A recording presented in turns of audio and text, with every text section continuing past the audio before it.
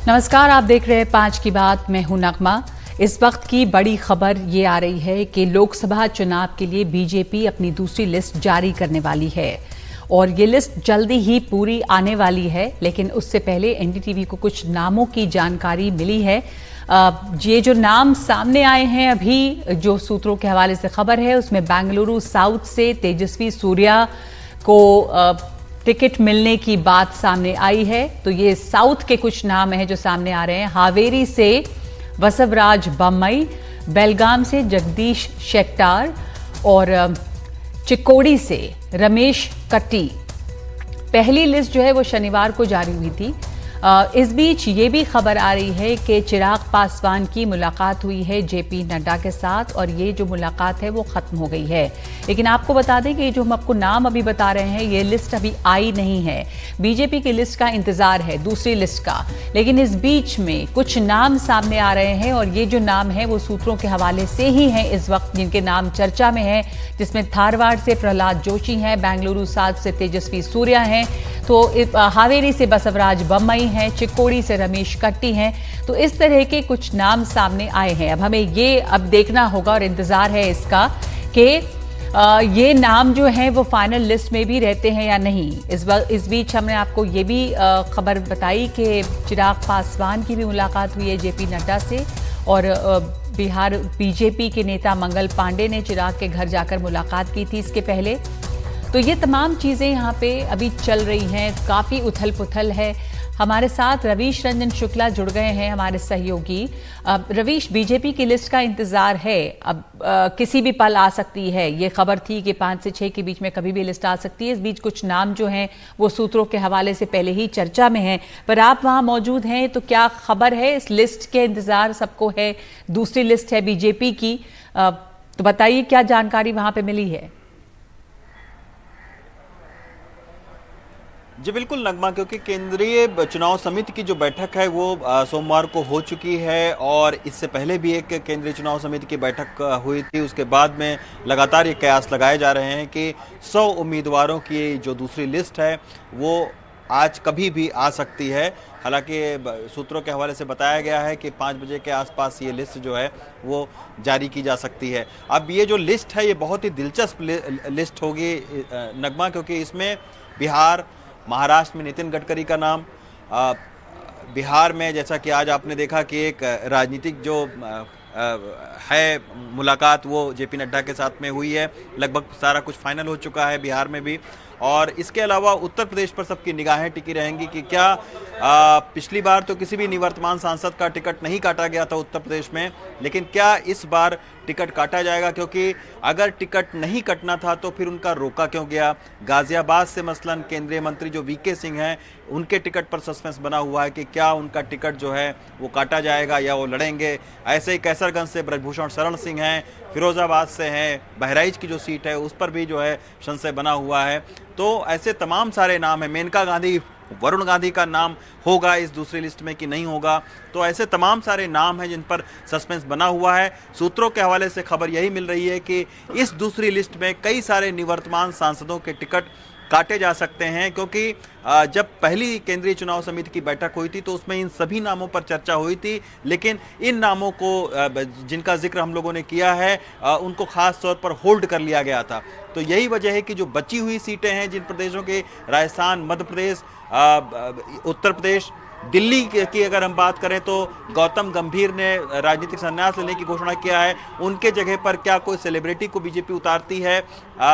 फिर इसके बाद हंसराज हंस की सीट पर कौन उतरता है? तो ये सारी जो है देखने वाली बात होगी। ये दूसरी लिस्ट काफ़ी दिलचस्प होगी और इसमें बड़े पैमाने पर बदलाव देखे जा सकते हैं। निवर्तमान सांसदों के बड़े पैमाने पर टिकट काटे जा सकते हैं। तीसरी चीज़ है इसमें कि युवा और महिलाओं को तरजीह दी जा सकती है। कुछ जगहों पर सेलिब्रिटीज़ को भी जो है वो लड़ाया जा सकता है, क्योंकि उनका भी लगातार नाम आ रहा है। और बिहार में अभी एक भी सीट पर घोषणा नहीं हुई है, तो बिहार की जो 17 सीटें हैं उन पर जो है उनके उम्मीदवारों के नाम इसमें शामिल हो सकते हैं। बिहार में भी बड़े बड़े नेता हैं, कई सारे केंद्रीय मंत्री हैं, आर के सिंह हैं, गिरिराज सिंह हैं, तो ऐसे क्या नाम रिटेन होंगे? अश्विनी चौबे हैं, तो इनको क्या दोबारा टिकट दिया जाएगा? इसी तरीके से कर्नाटक से खबर आ रही है कि कई सारे जो निवर्तमान सांसद हैं उनका टिकट काटा जा रहा है, नए चेहरों को मौका दिया जा रहा है। तो इस तरीके से जो है बहुत ही देखना दिलचस्प होगा कि दूसरी जो लिस्ट है उसमें कितना बड़ा उलटफेर सियासी होता है, कौन लोग नाराज होते हैं, किन लोगों की लॉटरी एक तरीके से लगती है, क्योंकि शायद कुछ ऐसे भी नाम हो जिनको पता ही ना हो कि उनको लोकसभा का चुनाव लड़ना है, लेकिन उनको भी टिकट दिया जा सकता है। तो बहुत ही यही वजह है कि सबकी निगाहें जो है इस दूसरी लिस्ट पर टिकी हुई हैं। कभी भी ये दूसरी लिस्ट बीजेपी की आ सकती है। जी, धन्यवाद आपका रवीश रंजन शुक्ला। अब कुछ ही देर में लिस्ट आएगी, लेकिन कभी भी लिस्ट आ सकती है जैसा रवीश बता रहे हैं। लेकिन इसमें यह भी है कि कुछ भी अभी कहा नहीं जा सकता है कि किसको टिकट मिलेगा, किसको टिकट नहीं मिलेगा। बल्कि बहुत दिलचस्प है जैसा रवीश बता रहे हैं कि कई लोग ऐसे हैं इसमें जिनको हो सकता है कि पता भी ना हो कि उन्हें चुनाव लड़ना है, लेकिन उन्हें टिकट मिल सकती है। हमने हाल के दिनों में ऐसे बहुत सारे उदाहरण देखे हैं कि किसी को खबर भी नहीं और वो मुख्यमंत्री भी बन जाते हैं। तो इस तरह की भी चीज़ें होती हैं। अब इस लिस्ट में क्या सरप्राइज है? हमारे साथ राकेश शुक्ला हैं, वरिष्ठ पत्रकार, और पंकज शर्मा, राजनीतिक विश्लेषक, हमारे साथ जुड़े हुए हैं। तो सबसे पहले ये मैं समझना चाहूँगी आपसे सर कि ये अभी हमारे सहयोगी रवीश रंजन शुक्ला भी ये बता रहे थे कि अब जो लिस्ट आती हैं या बीजेपी की जो पहली लिस्ट आई उसको देखते हुए दूसरी लिस्ट में भी बहुत तरह के सरप्राइजेज अगर रहें तो इसमें ताज्जुब नहीं है। बड़े बड़े लोगों के टिकट कट सकते हैं। कई सीटें जिस पर खास नजर लगी हुई हैं, जैसे कि वरुण गांधी है, वीके सिंह का क्या होगा, गौतम गंभीर की जगह पर क्या हो सकता है। तो ये तमाम चीजें जो हैं इस वक्त चर्चा में बनी हुई हैं। भारतीय जनता पार्टी की जो पहली लिस्ट आई है नगमा जी, उससे एक चीज़ जो है वो क्लियर हो रही है कि भारतीय जनता पार्टी बाहरी चुनौतियों से मान के चल रही कि हमारे लिए बाहरी दल जो है वो चुनौती नहीं है, इसलिए वो आंतरिक चुनौती पैदा नहीं करना चाहते। आप देखिए, मैक्सिमम पुराने सांसदों को फिर से टिकट दिया गया है, नए लोगों को अवसर नहीं दिया गया, क्योंकि भारतीय जनता पार्टी को ये लगा कि यदि हम नए लोगों को अवसर देंगे, पुराने लोगों की टिकट काटेंगे, तो पार्टी के अंदर ही एक चुनौती खड़ी होगी। जो दावेदार है वो एक बार प्रतीक्षा कर सकता है, लेकिन जो मौजूदा सांसद यदि उसकी टिकट काटी जाती है तो कार्यकर्ता, मतदाता और उसके समर्थक, ये तीनों लोग भारतीय जनता पार्टी के लिए चुनौती खड़ी कर सकते हैं। इसलिए भाजपा उत्तर प्रदेश, मध्य प्रदेश, हर जगह पे अपने पुराने सांसदों को फिर से रिपीट किया है। इससे ये लग रहा है कि जो अगली लिस्ट आएगी उसमें कोई बहुत बड़ा चौंकाने वाला फैसला सामने आने की मुझे नहीं लगता कि सामने कुछ आएगा। हाँ, कुछ लोग जरूर हैं जिनके जगह पे चेंज किया जाएगा, लेकिन वो जिनका नाम चेंज होगा वो बहुत बड़ी चुनौती भी भारतीय जनता पार्टी के लिए नहीं। जैसे आप प्रयागराज में चले जाइए, रीता बहुगुणा जोशी को लेके स्पष्ट हो रहा है कि उनको फिर से रिपीट नहीं किया जाएगा। जनरल वीके सिंह को यदि गाजियाबाद से रिपीट नहीं किया गया तो वो पार्टी के लिए कोई बहुत बड़ी चुनौती नहीं बनेंगे। तो जो नामों की चर्चा हो रही कि इनको बदला जा सकता है, जैसे ब्रजभूषण शरण सिंह को यदि चेंज किया गया तो उनके बेटे को लोकसभा दे दी जाएगी और बेटे की जगह पे विधानसभा उनको लड़ाया जाएगा। अयोध्या में आप देखें तो लल्लू सिंह को रिपीट किया गया, तो बलिया में फिर आपके बीरेंद्र सिंह मस्त को भी रिपीट किया जाएगा। ये ऐसी सीटें हैं जहां मुझे नहीं लगता कि भारतीय जनता पार्टी कोई जोखिम लेने की स्थिति में है। इतना मैं जरूर कहूंगा कि 3 सीटें ऐसी हैं जिसमें सबकी नजर है, एक मैनपुरी, एक रायबरेली और एक छिंदवाड़ा।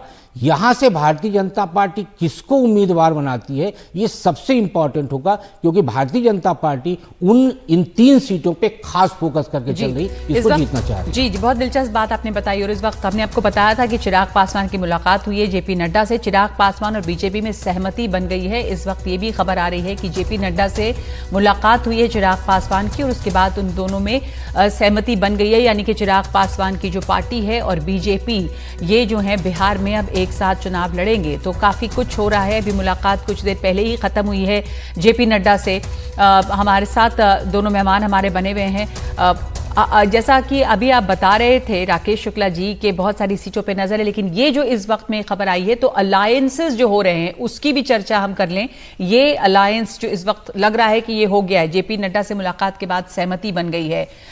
इससे बीजेपी को वहां पर बिहार में जो ये अलायंस हो रहा है क्या दिखता है इसका? देखिए, लोजपा के दो घटक हो गए, एक पशुपतिनाथ पारस जी का और एक चिराग पासवान जी का। दोनों में आप देखेंगे तो चिराग पासवान जी भारतीय जनता पार्टी के लिए बहुत ही महत्वपूर्ण है, क्योंकि जब दोनों गुट अलग हुए, यानी रामविलास पासवान की पार्टी जब दो भागों में विभाजित हुई, तो आप देखेंगे उसके बाद जो उपचुनाव हुए हैं बिहार में, उसमें चिराग पासवान उपचुनाव में उतरे और उनको 5 से 6% वोट मिला है। इसका मतलब साफ है कि रामविलास पासवान का जो वोट है वो चिराग पासवान के साथ गया है। पशुपतिनाथ जी अभी तक कोई भी चुनाव वहां नहीं लड़े हैं, उनके साथ सिर्फ उनके सांसद गए हुए हैं। बीच में चिराग पासवान बीजेपी से, मतलब जो उनकी अपेक्षा थी वो उनको मिला नहीं था, थोड़े से मायूस भी थे। पशुपति पारस जो हैं उनको ज्यादा तरजीह दी गई थी, ज्यादा इंपॉर्टेंस। अब ये बात बन गई है, दो तस्वीरें भी सामने आ गई हैं जेपी नड्डा और चिराग पासवान की, तो महत्व ज्यादा इस समय चिराग पासवान का है। ये बात अब साफ है कि बीजेपी इनके साथ ही गठबंधन कर रही है। वहां 7 से 8% पासवान वोट हैं और पासवान वोट रामविलास पासवान जी के साथ रहते थे, और उन वोटों के और भारतीय जनता पार्टी के वोटों के कारण 6 सीट एलजेपी जीतती रही है। अब ऐसे में आज यदि भारतीय जनता पार्टी और एलजेपी मिलकर लड़ते हैं तो वहां जो 7 से 8% आपके पासवान वोट है और भारतीय जनता पार्टी के वोट है, तो चिराग पासवान को यह अंदाजा है कि भाजपा के पास जाने पे ही हमें लोकसभा की सीटें मिलेंगी। इसलिए कहने के लिए भले ही इंडिया गठबंधन और तेजस्वी के साथ नकारते, कभी ना नकारे हो कि हमारे संबंध नहीं है, लेकिन गठबंधन की पहली प्राथमिकता चिराग की भी भारतीय जनता पार्टी ही थी। पंकज शर्मा जी, आप की टिप्पणी इस पर, अब ये गठबंधन लगता है ये हो गया है, तस्वीरें सामने आ गई हैं। गुलदस्ता देते हुए जेपी नड्डा से मुलाकात के बाद सहमति बनी है, लोजपा और बीजेपी में सहमति बन गई है। बिहार के लिए ये बिहार में जो गठबंधन है दूसरा इंडिया गठबंधन, उसके लिए क्या असर रहेगा इसका? सहमति बन गई है बिहार में, ये एक अलग बात है, लेकिन बिहार में मुश्किलें भी भारतीय जनता पार्टी की बहुत बढ़ गई हैं। चिराग पासवान भले ही साथ आ गए हैं, लेकिन कुछ सीटें ऐसी हैं जिन पर उनमें दोनों में, चाचा भतीजे में, इतना होने वाला है कि मुश्किल होगा। अगर 6-8 सीटें वो लड़ते भी हैं तो उसमें से कितनी निकल पाएंगी, ये देखने की बात है। दूसरी बात ये है कि भारतीय जनता पार्टी, जैसा शुक्ल जी ने भी कहा, कोई जोखिम उठाने के मूड में नहीं है इस बार। और वो इसलिए नहीं है कि सबको ये पता है कि प्रधानमंत्री नरेंद्र भाई मोदी की जो लोकप्रियता का ग्राफ है वो थोड़ा नीचे आ गया है। आज वो इस स्थिति में नहीं है कि अपने नाम पे लोगों को चुनाव जिताकर चाहे जिसको ला सके, इसलिए ये बहुत फूंक फूंक कर कदम रखने की जरूरत पड़ रही है। और इसीलिए जैसे हरियाणा में मुख्यमंत्री को रातों रात बदलने का फैसला किया, बाकी जगह आप देखिए, पिछली सूची, पहली सूची आई थी भारतीय जनता पार्टी की 11 दिन पहले, तो 11 दिन लग रहे हैं उम्मीदवारों के नाम तय करने में, तो भीतर ही उथल पुथल है। इसका ये संकेत है कि बहुत आसानी से चीजें तय नहीं हो पा रही है इस बार। पिछली बार भी 2019 के चुनाव में भारतीय जनता पार्टी ने उम्मीदवारों की 6-7 सूचियां जारी की थी, लेकिन अंतराल इतना नहीं था, 10-10, 12-12 दिन के अंतराल जारी करने जो अंतराल भी है जी, इस बार जो अंतराल भी दिख रहा है सूचियों में, जैसे अभी भी हम दूसरी लिस्ट का इंतजार कर रहे हैं और जो उथल पुथल भी जिस तरह के दिख रहे हैं, वो दिख रहा है कि बहुत सोच सोच के कदम उठा रही है बीजेपी। आपसे एक टिप्पणी, जो दूसरी लिस्ट आने वाली है उसमें कुछ नाम शुक्ला जी ने भी लिए कि कुछ सीटों पे नजर जो है बनी हुई है, आपके लिए कौन सी, जैसे मैनपुरी का इन्होंने नाम लिया था, आपके लिए कौन सी सीट्स ऐसी हैं जहां पर आपको लगता है कि बहुत केयरफुल होगी बीजेपी या जहां पे कुछ बड़ा बदलाव हो सकता है? जैसे शुक्ल जी ने कहा कि मैनपुरी की सीट, छिंदवाड़ा की सीट, रायबरेली की सीट, इन सीटों पर मेरा ये मानना है कि भारतीय जनता पार्टी किसी को भी उम्मीदवार बना दे, भारतीय जनता पार्टी का उम्मीदवार इन तीनों सीटों में से कहीं भी जीतने की स्थिति में नहीं होगा, क्योंकि ये सीटें जो इंडिया समूह के राजनीतिक दल हैं उनके लिए इतनी मजबूत हैं कि भारतीय जनता पार्टी का जीतना आसान नहीं है। रायबरेली में कोई भी खड़ा होगा इंडिया समूह के राजनीतिक दल से, तो भारतीय जनता पार्टी उसको चुनौती नहीं दे पाएगी। यही मैनपुरी में होगा। और छिंदवाड़ा में भी कमलनाथ के जो पुत्र हैं नकुलनाथ, इनके सामने किसी को भी खड़ा करेंगे, जैसे पहले तो चल रहा था कि शिवराज सिंह चौहान को खड़ा करेंगे, वो तो शायद नहीं खड़े किए जाएंगे, लेकिन किसी को भी खड़ा करेंगे तो वो उम्मीदवार इतना मजबूत नहीं होगा कि हरा दे कांग्रेस के उम्मीदवार को। तो कुछ सीटें ऐसी हैं जहां इंडिया समूह के राजनीतिक दलों की जीत करीब करीब तय है। जैसे कुछ सीटें ऐसी हैं जहां भारतीय जनता पार्टी के उम्मीदवारों की जीत करीब करीब तय है, वहां कोई भी इंडिया समूह का राजनीतिक दल अपना उम्मीदवार उतारेगा तो नहीं जीत पाएगा। तो इसी तरह की स्थिति है। लेकिन कुल मिला के बात यह है कि भारतीय जनता पार्टी के भीतर पहली बार ये देखा जा रहा है कि काफी भीतर उथल पुथल है, खलबली है।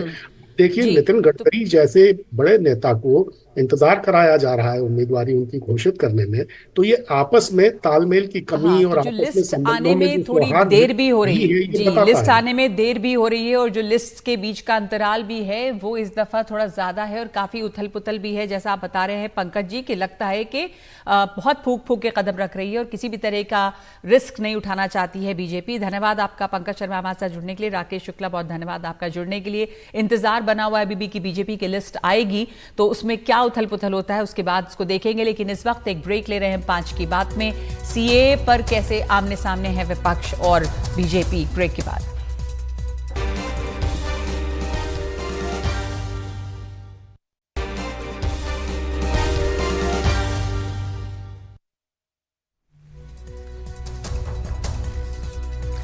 इस वक्त ये खबर आ रही है कि चिराग पासवान और बीजेपी में सहमति बन गई है। जेपी नड्डा से मुलाकात के बाद उन दोनों में सहमति बन गई है और बिहार में सीट बंटवारे को अंतिम रूप दिया जा रहा है, ऐसा चिराग पासवान का कहना है। समय आने पर सीट बंटवारे की सूचना दी जाएगी। तो चिराग पासवान ने मुलाकात के बाद ये बात बताई है कि सीट बंटवारे की सूचना जल्दी मिलेगी। बीजेपी को चिराग के हाजीपुर से लड़ने पर एतराज नहीं है। हाजीपुर ही वो सीट है जहां से रामविलास पासवान चुनाव लड़ते आए हैं। तो इस वक्त ये खबर आ रही है कि ये अलायंस हो गया है चिराग पासवान और बीजेपी के बीच। मनीष के पास चलते हैं और जानकारी के लिए। बिहार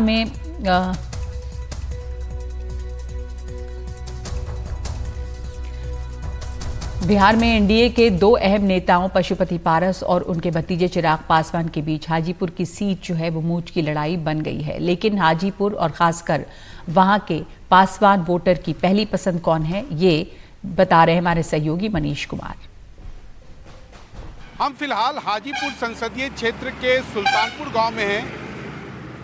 स्वर्गीय रामविलास पासवान, जिन्होंने हाजीपुर संसदीय क्षेत्र को एक तरह से राष्ट्रीय राजनीति के मानचित्र पर हमेशा रखा था, उन्होंने इस केंद्रीय स्टील मंत्री रहते हुए, इस्पात मंत्री रहते हुए, उन्होंने इस सुल्तानपुर गांव को अडॉप्ट किया था।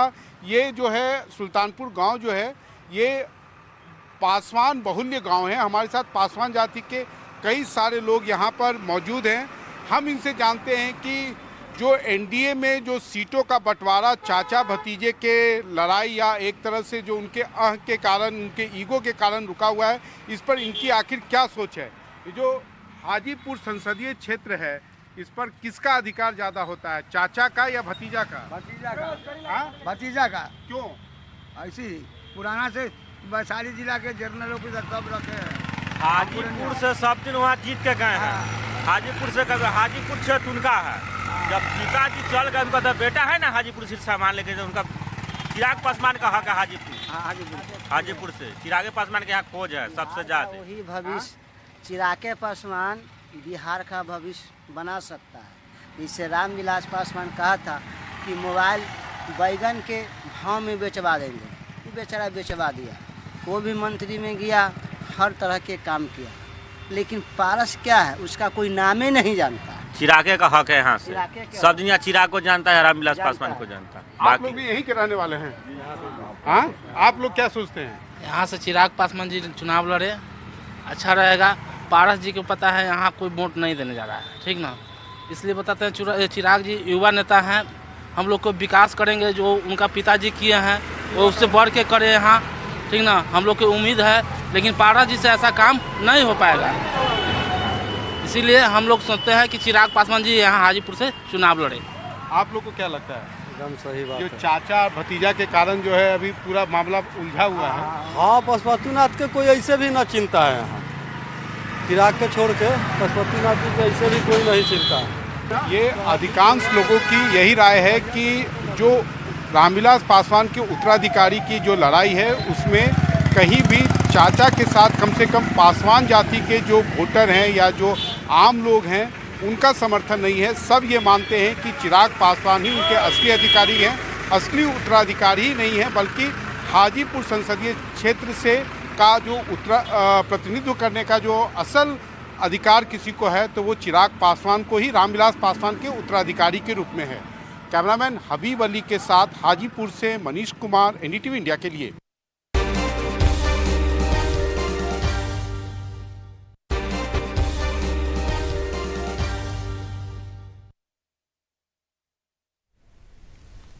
चिराग पासवान और बीजेपी में सहमति बन गई है। जेपी नड्डा से उन्होंने मुलाकात की है और उसके बाद ये भी कहा है कि समय आने पर सीट बंटवारे पर सूचना देंगे। तो सुनते हैं चिराग पासवान ने इस मुलाकात के बाद क्या कहा। एनडीए के साथ जो हम लोग का पुराना गठबंधन रहा है, जिस गठबंधन के तहत दो बार हम लोग लोकसभा और दो बार हम लोग विधानसभा का चुनाव पिछले 10 सालों में हम लोग लड़ चुके हैं, आज पुनः उस गठबंधन को एक नई मजबूती देने का कार्य किया। मैं भारतीय जनता पार्टी के राष्ट्रीय अध्यक्ष आदरणीय जेपी नड्डा जी, केंद्रीय गृह मंत्री आदरणीय अमित शाह जी का भी विशेष तौर पर धन्यवाद करूंगा, जिन्होंने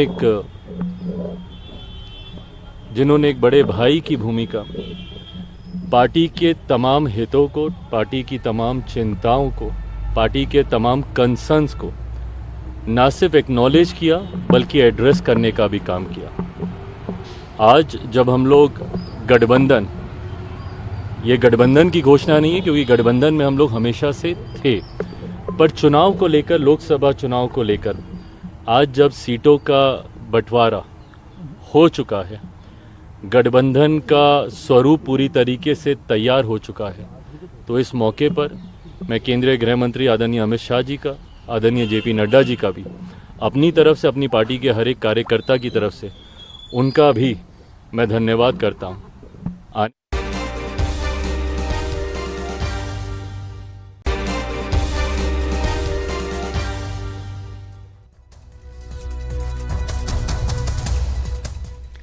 सुप्रीम कोर्ट में एक कुक रहे जिनकी बेटी प्रज्ञा ने मिसाल कायम की है। कानून की पढ़ाई के लिए अमेरिका के 2 विश्वविद्यालयों से प्रज्ञा को स्कॉलरशिप मिली है। Chief justice of India DY Chandrachud ने उन्हें सम्मानित किया। सुप्रीम कोर्ट में प्रज्ञा का स्वागत करते हुए CJI जस्टिस DY चंद्रचूड़ ने कहा कि प्रज्ञा ने साबित कर दिया है कि आपके पास कुछ कर गुजरने का जुनून हो, जीवटता हो, तो मंजिल पर पहुंचने के लिए आपको संसाधन और सुविधाएं मिलती चली जाती हैं। 5 की बात में आज के लिए इतना ही। नमस्कार।